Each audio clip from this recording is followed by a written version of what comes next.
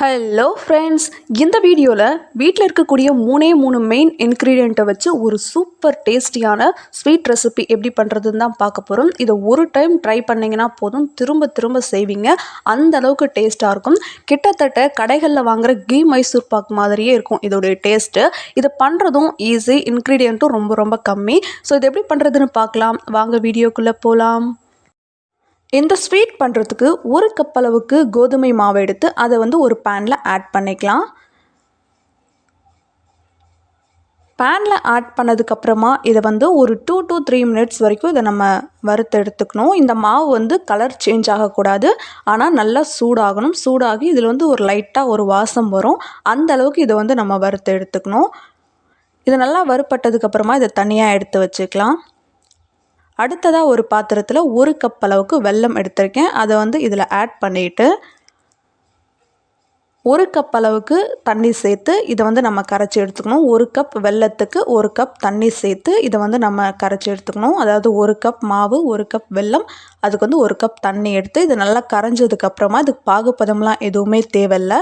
நல்லா இந்த அளவுக்கு கரைஞ்சி வந்ததுக்கப்புறமா நம்ம ஸ்டவ் ஆஃப் பண்ணி இதை நல்லா ஆற விட்டுறலாம். அடுத்ததாக ஒரு பாத்திரத்தில் அரை கப் அளவுக்கு நெய் ஆட் பண்ணிக்கலாம். நெய் இல்லை அப்படின்னா சன்ஃப்ளவர் ஆயில் கூட ஆட் பண்ணிக்கலாம். அதாவது ஒரு கப் கோதுமை மாவுக்கு அரை கப் அளவுக்கு நெய் ஆட் பண்ணிக்கணும், இல்லை சன்ஃப்ளவர் ஆயில் ஆட் பண்ணிக்கணும். அதாவது மாவு எவ்வளோ எடுக்கிறோமோ அதில் பாதி அளவுக்கு நெய்யோ இல்லை சன்ஃப்ளவர் ஆயிலோ ஆட் பண்ணிக்கணும். இது நல்லா மெல்ட் ஆகி சூடாகி வந்ததுக்கப்புறமா நம்ம ஏற்கனவே வறுத்தெடுத்து வச்சுருக்கக்கூடிய கோதுமை மாவை இதோட ஆட் பண்ணிவிட்டு இந்த நெய்லேயே இந்த கோதுமை மாவு ஒரு 2 to 3 மினிட்ஸ் வரைக்கும் நம்ம நல்லா வறுத்து எடுத்துக்கணும். இது நல்லா ஒன்று போல் நம்ம வறுத்தெடுத்தோம் அப்படின்னா இது எல்லாமே ஒன்றா சேர்ந்து வரும். ஒரு 2 to 3 மினிட்ஸ் வரைக்கும் இதை நம்ம வறுத்துக்கணும். பாருங்கள், நல்லா இந்த மாதிரி வறுப்பட்டு வந்ததுக்கப்புறமா நம்ம ஏற்கனவே கரைச்சி எடுத்து வச்சுருக்கக்கூடிய வெள்ளைப்பாகுவை இதோட ஃபில்டர் பண்ணிவிட்டு ஆட் பண்ணிக்கணும். வெள்ளத்தில் கொஞ்சம் கல் தூசி இருக்கும், அதுக்காக தான் அதை ஃபில்டர் பண்ணிவிட்டு ஆட் பண்ணிக்கணும். இதை ஃபில்டர் பண்ணிவிட்டு ஆட் பண்ணதுக்கப்புறமா இதை நல்லா கலந்து விடணும். கைவிடாமல் கலந்து விட்டுக்கோங்க. கரெக்டாக ஒரு 2 to 3 மினிட்ஸ் வரைக்கும் தான் ஆகும். அது வரைக்கும் இதை நம்ம நல்லா கலந்து விட்டுட்டே இருக்கணும்.